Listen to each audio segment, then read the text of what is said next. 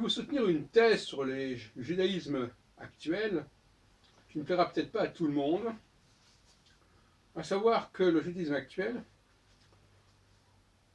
au sens de religieux du terme, le judaïsme religieux, c'est-à-dire observant, synagogal, qu'il soit orthodoxe, ultra-orthodoxe, lubavitch ou libéral, ou autre chose comme Massorti, mais tout ça demande à vérifier, évidemment, il est avant tout messianique.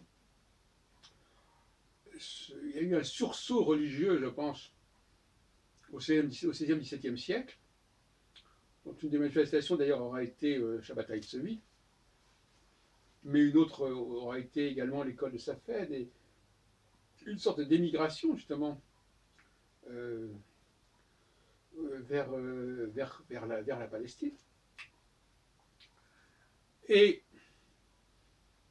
quand on ouvre les livres de prière juifs aujourd'hui, eh bien, on s'aperçoit qu'ils sont puissamment marqués par une espérance de la fin des temps. Que ce soit dans le Kaddish, que ce soit dans les psaumes, car il faut rappeler que nombre de psaumes figurent, je dirais même que quelque part, l'office du vendredi soir est constitué essentiellement, pour la première partie de l'office en tout cas, de psaumes.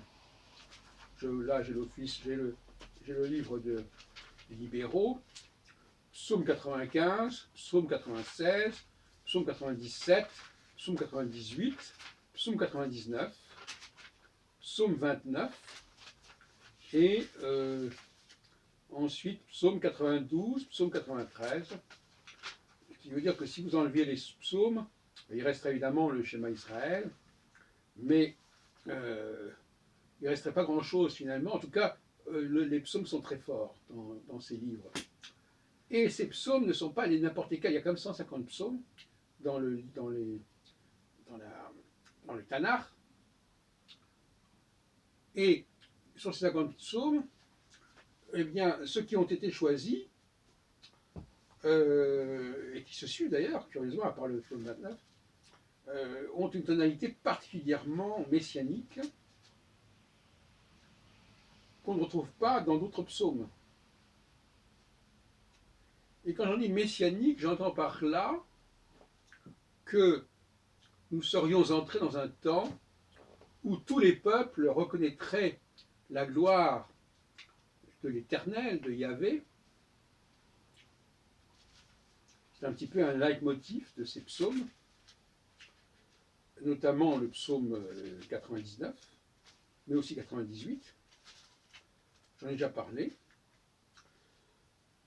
Il est beaucoup question des peuples. Ces peuples, quel est le rapport de ces peuples, qui ne sont pas le peuple juif, avec le Seigneur, avec Yahvé? Quelque part, on sent l'emprise de l'empire davidien, qui essaye d'intégrer dans son empire, qui est assez large, des peuples qui ne sont pas juifs, en les faisant venir à Yahvé, en fait. On a là une volonté de conversion collective. Et on sait d'ailleurs qu'il y a eu des conversions collectives, comme par exemple avec les Khazars, les Kouzaris, ce qui a d'ailleurs brouillé l'image du peuple hébreu quelque part. Les antisémites ne se privent pas de le signaler. Donc, ces peuples, d'un côté, il y a ces peuples, et puis ces peuples qui vont finalement rejoindre Israël quelque part. Et on se rapproche finalement d'une certaine forme de christianisme, quand on le veut ou non. Et puis, il y a des psaumes qui sont totalement différents de cette tonalité. Et qui n'ont rien à voir avec cette question de la conversion. Je pense notamment au psaume 105, où il est bien rappelé la filiation avec Abraham, avec Jacob, et l'alliance, et les commandements.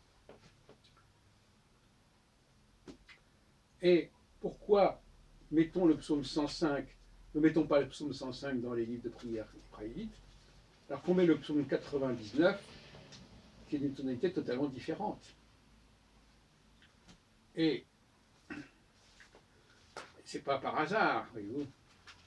Il y a quelque chose là qui est tout à fait évident.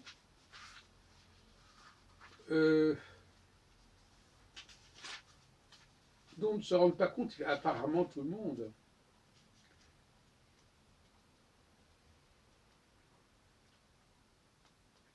On serait passé dans le temps où l'Éternel Dieu serait carrément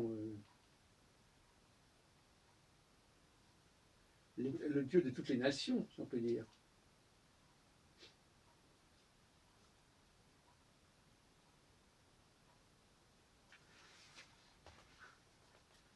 Les étrangers sont amenés à rejoindre le peuple hébreu. Voilà ce qu'on lit dans les psaumes, dans un certain nombre de psaumes. Je développerai dans d'autres conditions cette thèse, mais je voulais vous l'exposer. Et il y a un paradoxe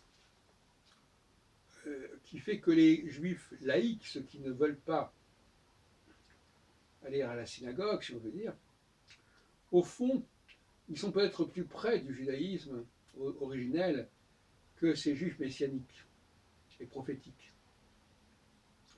Je vais plutôt opposer juifs laïcs, à mon avis le mot laïque n'est pas très juste, mais les juifs laïcs paradoxalement sont beaucoup moins favorables à la conversion que les juifs religieux, puisque les juifs religieux, il suffit d'accepter les commandements, alors que lorsqu'on est laïque, les commandements, ça ne change rien, puisque les juifs laïcs ne les respectent pas, soi-disant. Donc ils sont beaucoup plus proches d'une sorte de racialité du peuple hébreu que les juifs religieux. Mais en même temps, ils sont beaucoup plus fidèles à l'idée que ce peuple doit se préserver comme tel et qu'il ne saurait. Alors c'est vrai que dans le commandement dit tu n'invoqueras pas d'autre Dieu, mais inversement, ce Dieu d'Israël, il n'est pas censé être le Dieu des autres peuples. Et c'est là que le problème se pose quand on lit un certain nombre de psaumes qui figurent dans les livres de prière israélites. Et puis il y a la question des commandements. Parce que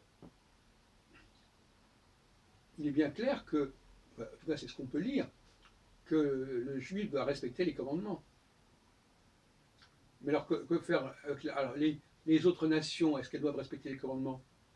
Il semble qu'on leur demande simplement d'aimer ce Yahvé. Et puis en plus, il y a quand même beaucoup de psaumes où on parle bien des autres dieux. Donc, si on étudie de manière critique les psaumes, on voit qu'il y a des tonalités très très différentes.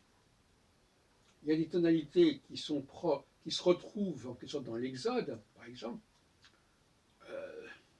avec une conception très claire de la spécificité du peuple hébreu et de l'alliance tout à fait exclusive entre le peuple hébreu et son Dieu.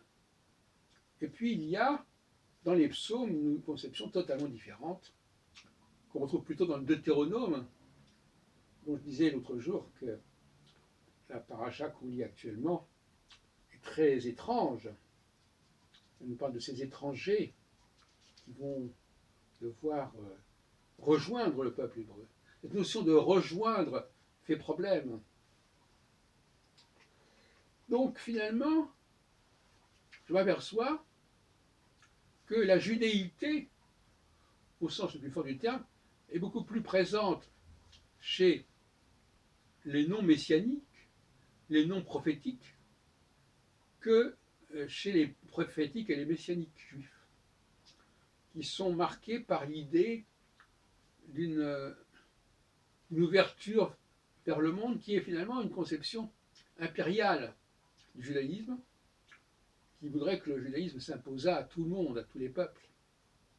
Alors je préciserai ça ultérieurement, mais dans l'immédiat, je suis en train de lire les psaumes et de m'aperçois qu'il y a une hétérogénéité absolument flagrante entre les psaumes. Et enfin, le sionisme trouve aussi des éléments importants dans les psaumes en sa faveur, puisque beaucoup de psaumes nous parlent de Jérusalem. Et quelque part, on a l'impression qu'ils ont été écrits à l'époque où les Juifs étaient en exil, qui pose la question de savoir sur quelle période ces psaumes étaient écrits. Les psaumes correspondent plus ou moins à une ensemble des textes prophétiques qui devraient s'inscrire, à mon avis, dans les livres des prophètes, et non pas dans les hagiographes. Tout comme je pense qu'il faudrait inscrire dans les livres des prophètes les évangiles. Alors, je ne vais pas aller plus loin. Je vous invite simplement à prendre les psaumes et à les regarder à la loupe, et vous verrez qu'ils constituent un ensemble très hétérogène, avec des positionnements idéologiques et théologiques extrêmement différents les uns des autres.